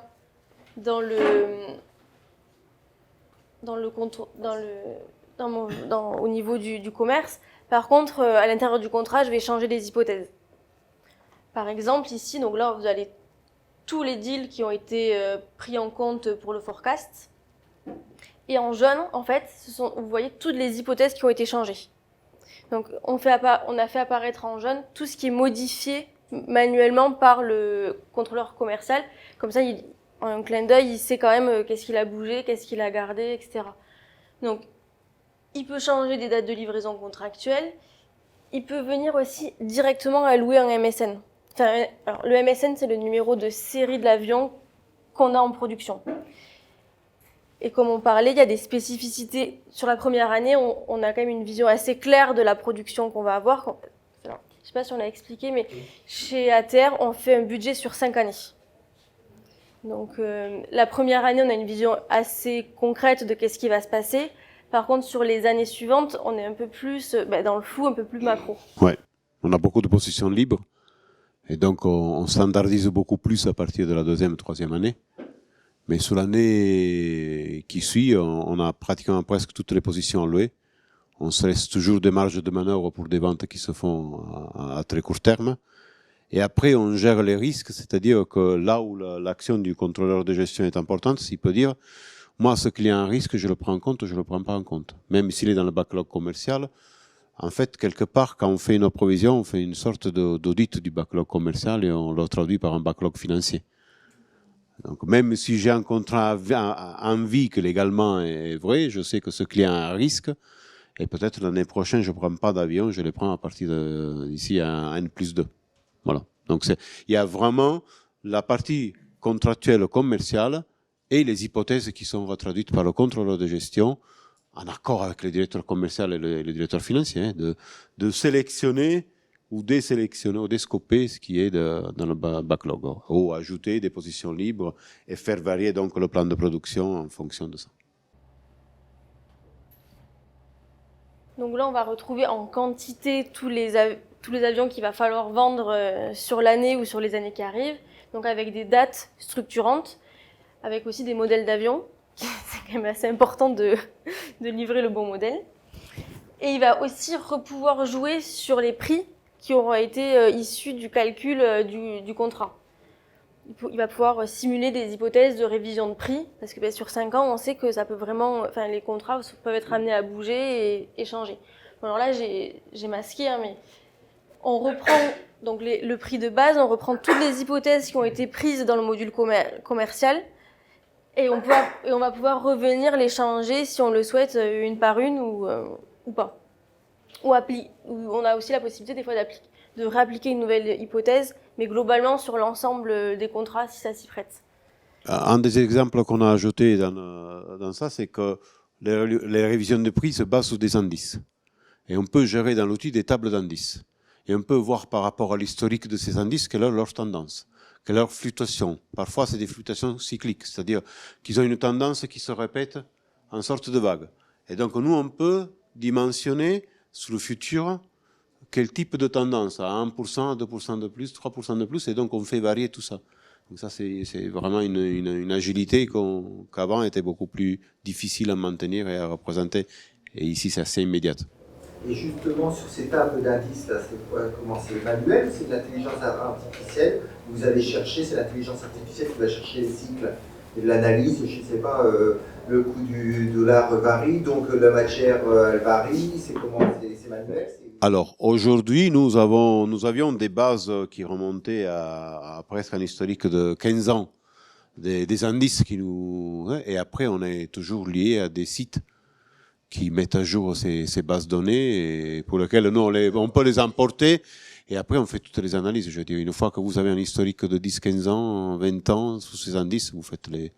Après, techniquement, l'analyse tendancielle ou la projection automatique est possible avec IBM, mais elle n'a pas été mise en œuvre, la projection automatique proposée pour ce projet-là. Mais elle existe dans l'outil et elle peut être couplée, si vous allez loin, à l'IA de Watson. Si vous voulez aller sur des sujets beaucoup plus pointus, vous pouvez utiliser l'IA de Watson embarquée dans le modèle. Il y a un moteur de forecasting qui se base sur Watson, qui est vraiment la marque de l'intelligence artificielle chez IBM, et qui va se baser sur des séries temporelles pour venir extrapoler un jeu d'hypothèses, de données, etc. Et donc, on a aussi la possibilité de jouer sur la sensibilité des algorithmes qui vont être utilisés pour faire cette prévision, ce forecasting, ce prédictif. Donc, est-ce qu'on veut plus, moins, une moyenne, ça répond à des lois statistiques, des lois normales, ce genre de choses, quoi. Alors, dans ce contexte-là, on ne l'a pas mise en œuvre et moi, j'ai très peu d'expérience, très peu de retour là-dessus, parce qu'on est sur des fonctions qui sont quand même assez, on va dire, pas méfiantes, mais qui aiment vraiment savoir ce qu'il y a derrière un chiffre et donc tout pouvoir justifier. Et c'est vrai que quand on passe par un traitement avec de l'IA, il y a un petit peu de réticence, quoi. Alors que dans des fonctions qui sont plus opérationnelles, plus manufacturing par exemple, là, je ne sais pas si on est sur la prévision de panne d'un outil industriel, ben là c'est mécanique, quoi. Donc il n'y a pas besoin de l'expliquer, en fait, c'est le chiffre c'est ça, donc on va intervenir à tel moment, quoi. Alors que sur la donnée financière, le risque est un peu plus un peu plus important, donc on sent plus de réticence. Ouais. Donc là, on va imaginer que le contrôleur commercial, il a fini de mettre à jour son backlog, qu'il a toutes les hypothèses de vente à jour. Et maintenant, comme l'expliquaient Ludovic et Francesco, il faut lier à la réalité de production que un autre contrôleur aura simulé lui-même dans son module. Donc, il va retrouver un écran, justement, où ils vont allouer les avions qui ont été produits à lui, son backlog commercial. Donc, il y a un petit bouton en haut qui permet... Bon, il faut d'abord que les deux contrôleurs soient parlés quand même, parce que s'il n'a pas fini son plan de production, ça va avoir du mal à être cohérent. Donc, malgré le contrôle de cohérence intrinsèque qu'on a mis en place. Il y a un contrôle de cohérence. Pas vendre un avion qui soit fini de produire, par exemple. Il y a des contrôles qui sont mis en place, mais... Mais avant, c'était possible. Ça sert à rien de faire un rapprochement si les données sont pas prêtes d'un côté ou de l'autre. Donc ça ne tue pas la communication qu'il doit y avoir quand même au sein d'une équipe de controlling. Ça reste quand même essentiel. Mais du coup, on va venir charger les dates, enfin les numéros donc d'avions qu'on a produits. Et là, on obtient ce résultat. Donc, vous allez avoir la date à laquelle l'avion est fini, donc prêt sur le parc, et la date de livraison. Il y a des contrôles parce que des fois, on alloue des avions qui ne sont pas finis d'être produits. Donc là, on dit attention, celui-là, ça va être compliqué. Pourquoi ça arrive? Parce que si jamais le contrôleur commercial a spécifié un numéro de série dans son backlog, automatiquement, le système, il prend celui-là. Il ne va pas aller en chercher un autre. Du coup, il faut quand même vérifier que cet avion va être produit dans les temps. Et si ce n'est pas le cas, il y a des alertes. Vous avez des écarts entre les dates de livraison, dates de finition, de production, non? Oui. Enfin, là, dans l'exemple, je ne sais pas, vu que c'est fictif, je ne sais pas dire. Mais ça peut arriver, oui. Ça peut arriver. Après, ce qui est... Après... Ouais. On va pas parler de sujets qui fâchent. J'aurais dû masquer ces infos. Non, mais ça l'a trop montré. Après, encore une fois, on part d'un plan de production qui est théorique et on affine par rapport aux besoins qu'on connaît du client. Souvent, les dates du plan de production sont au jour même. Et avec le client, nous, souvent, on contractualise le mois de livraison.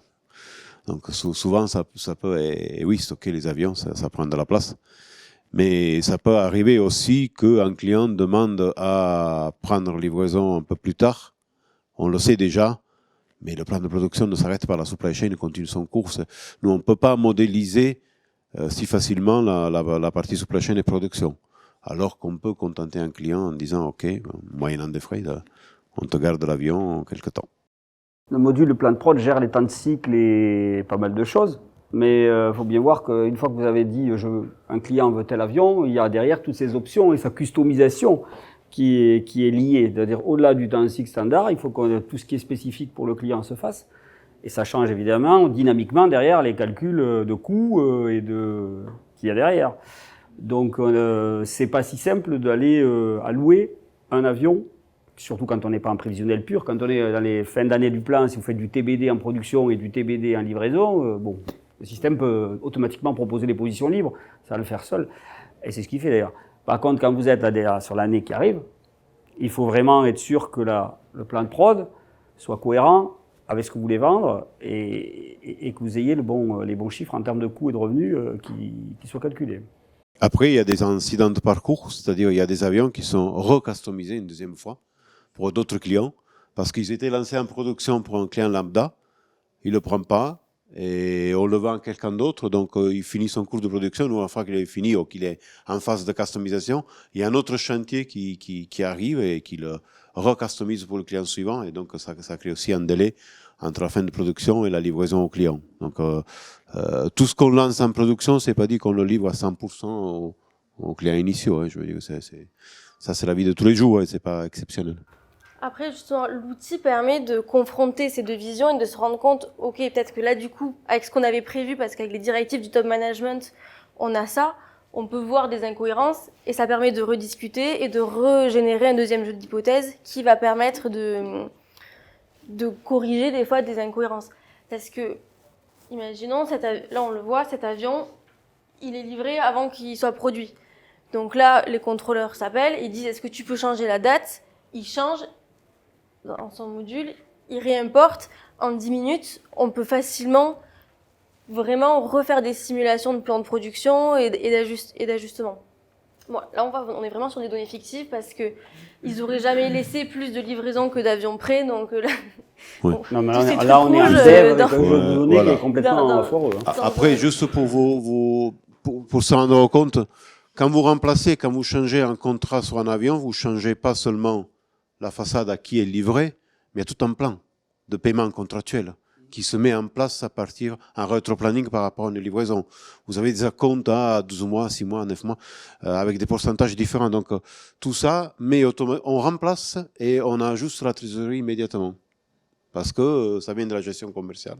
Et donc, il prend tout le plan de paiement associé d'un client à l'autre, en recalculant un rétro-planning par rapport à la livraison. Une des plus grosses difficultés, si vous faites de la prévision de cash, c'est justement cette gestion des événements cash qui ne sont pas phasés avec le PNL, hein, puisqu'ils arrivent avant ou après. Ouais. C'est là-dessus que là, j'ai bien embêté Seng aussi. Mais ça marche. Alors, je ne le montrerai pas en détail, mais je peux l'expliquer. Aussi, vous voyez ici, il y a aussi la gestion des options par client. On sait qu'une compagnie aérienne, généralement, elle prend ces options-là, par exemple au niveau des sièges, elles ont un standard. Donc, dans ce module, on est aussi amené à associer par compagnie aérienne des options de type qui vont impacter la valorisation. Parce qu'on a un module qui permet de chiffrer les options, mais on est vraiment à un détail assez fin, c'est vraiment à l'article, la pièce qui compose l'option. Et de même sur les chipsets, donc la BOM, la Bill of Material, des avions. Et l'ensemble de ces pièces sont associées à une étape dans le cycle de production. Et chaque avion, quand on fait un plan de production, on ne détermine pas que sa date de début et sa date de fin. On détermine aussi son temps de passage d'un poste à l'autre. Et le montage des pièces.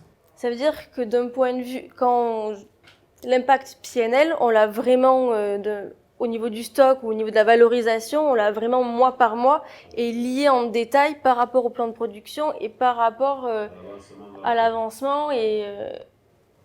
Un simple changement de prix d'un chipset d'un équipement va faire valser tout votre coût prévisionnel. Donc il faut que tout ça travaille en cohérence. Si le contrôleur de gestion des achats change la valeur du prix d'un équipement sur les 2 ans qui suivent, il faut que tout soit recalculé derrière. Tous les encours, les marges, tout change, tout doit changer en temps réel. Donc si vous voulez, en termes de liaison entre les modules et des bases des moteurs de données, c'est quand même extrêmement complexe. S'il change les temps de cycle, s'il change le position, que cette pièce ne la monte pas quand je suis en phase A mais en phase B, automatiquement tout est réinterprété et tout est lié. Avant, c'était très lourd à faire à la main, ça. C'était un des plus. Quand on changeait le plan de prod, il fallait plus d'une semaine pour les recalculer l'impact. Surtout aujourd'hui, non. Surtout, on n'était jamais sûr que tout soit bien lié. Cohérent. Voilà, parce que chacun gardait ses Excel et on essayait de se parler, de reproduire. Mais il n'y avait pas un système qui contrôlait que les dates étaient bien, parce que voilà. Là on n'est pas sur du macro-plan en plus. Sur les premières années, on est vraiment sur une compta presque analytique, détaillée, des coûts. Donc vous avez une vision avec, vous savez, à tel poste, tous les équipements qui sont montés, la valeur du chipset, et si vous faites varier un taux de change, un délai, je ne vous parle même pas des délais et des hypothèses sur le cash. Si vous changez l'échéance de paiement, ça fait valser le cash de plusieurs millions très rapidement. Du coup, vous avez, j'imagine, modélisé aussi l'impact BFR, donc les délais... les échéances, l'apurement, les impayés, oui. C'est selon le fournisseur ou c'est une règle globale? C'est customisable jusqu'au fournisseur, voire croisement fournisseur et type de compte. En prenant en compte le stock à côté. Après, c'est pour ça qu'on l'utilise. Oui. C'est ça, c'était une des principales difficultés quand on veut aller jusqu'au bilan. C'est que, étant le résultat du cash et du PNL. Le même fournisseur fournit la prod et la prévente. Et on peut établir des stratégies de paiement ou de fourniture de supply chain différentes. Et des modalités de paiement différentes. Donc voilà, j'ai présenté quelques petits modules. Voilà, donc tous les modules sont liés entre eux. À chaque étape de réconciliation, il y a forcément des contrôles parce que rien n'empêche que des fois il y a des incohérences. Donc on met des contrôles à chaque fois qu'on réconcilie pour à la fin arriver à un PNL, un bilan et une vision cash qui soit cohérente et justifiée jusqu'à qu'on peut remonter à la moindre hypothèse opérationnelle. Est-ce que les délais de traitement faisaient partie du cahier des charges? Est-ce que vous aviez des données cibles, des valeurs cibles, des points cibles de traitement? Oui, parce qu'on avait vécu l'expérience précédente où les temps de consolidation étaient... Enfin, il y avait deux délais qu'on a imposés. C'est que pour ce qui est dans les modules amont, c'est-à-dire ce que vous voyez là, hein, par exemple un changement d'hypothèse dans le plan de prod, etc., ça soit quasi instantané. Donc bon, là, c'est... Et après, en termes de consolidation des données, je crois qu'on avait fixé dans le cahier des charges, je parle de consolidation totale, hein. Vous recalculez tout, toute la prod, tous les chiffres d'affaires, les centres de coûts, l'ordre de versement, le PNL, le bilan, le cash. Je crois qu'on avait donné un délai de 1 heure maximum, et je crois qu'on est à 40 minutes aujourd'hui, en changeant tous les jeux d'hypothèses. Et en sachant qu'on a un niveau de détail, comme on disait, avec une granularité très fine et sur 5 ans. Avec une granularité fine à la pièce qui compose l'avion, quoi. Donc on est vraiment sur... Mais sachant que ça, c'est une contrainte qu'on a fixée, mais qui n'est pas... Enfin, réellement, le controlling central ne fait pas valser ses hypothèses 10 fois dans la journée, parce qu'il ne peut pas les suivre, hein, simplement, c'est trop compliqué. Mais tout dépend comment sont enchaînées en fait, les étapes et comment sont stockés techniquement les calculs intermédiaires qui vont faire la consolidation. Ça fait partie de la modélisation. C'était comment on arrive à descendre toutes ces données en consolidation en gardant de l'agilité en amont et en réduisant le temps de cycle. Donc ça, c'était un point technique important. Et les contrôles de cohérence qu'on a ajoutés qui réduisent le temps de cycle. On peut. Où les contrôleurs se voyaient pendant des après-midi en essayant de checker qui avait mis les bonnes hypothèses. Là, c'est la machine qui le fait à leur place instantanément. Donc, il y a ça aussi. En sachant qu'il y a des PNL en amont par activité. Oui. Donc, ils n'ont pas besoin d'attendre que ça soit consolidé avec toutes les activités pour pouvoir consulter leurs propres données et impact PNL. Le contrôleur de gestion commerciale voit son PNL commercial et son cash avant qu'il descende, sans évidemment la partie, sans les centres de coûts détaillés. Il le voit indépendamment au départ. Il voit de suite son impact. Donc, s'il veut discuter avec le trésorier de l'impact cash, par exemple, sur les acomptes, la politique d'acompte, il peut le faire. Pareil pour le PNL service. Il peut voir la marge à l'avion, par exemple. Et la discuter avec le directeur commercial. Ou varier les moyens de démarche futures, par exemple. Nous devons partir à un rendez-vous. Je tenais juste à vous remercier pour votre témoignage, parce que franchement, vous pouvez donner un grand bravo à vos équipes. Parce que merci. Merci.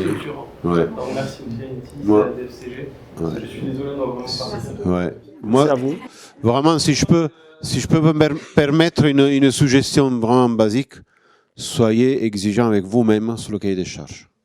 C'est vraiment stratégique. Ça change complètement la donne. Ça permet à vous de savoir qu'est-ce que vous attendez dans le moindre détail et ça aide l'intégrateur à comprendre vraiment votre besoin. Ça, c'est vraiment la grande différence entre le premier projet et le deuxième projet qu'on a fait. On va clôturer là, si ça vous va, s'il n'y a pas d'autres questions. Excuse-moi. En tout cas, on tenait Intis à vous remercier chaleureusement pour votre participation. L'auditoire, mais également Francesco et Ludovic, qui ont accepté gentiment de partager leur retour expérience. Et on est content d'avoir des clients comme ATR. Ce que je vous propose, peut-être que dans un cadre un peu plus décontracté, c'est qu'on passe à la suite, un cocktail déjeunatoire, et puis qu'on puisse poursuivre comme ça nos échanges, si ça vous va. En tout cas, merci à tout le monde.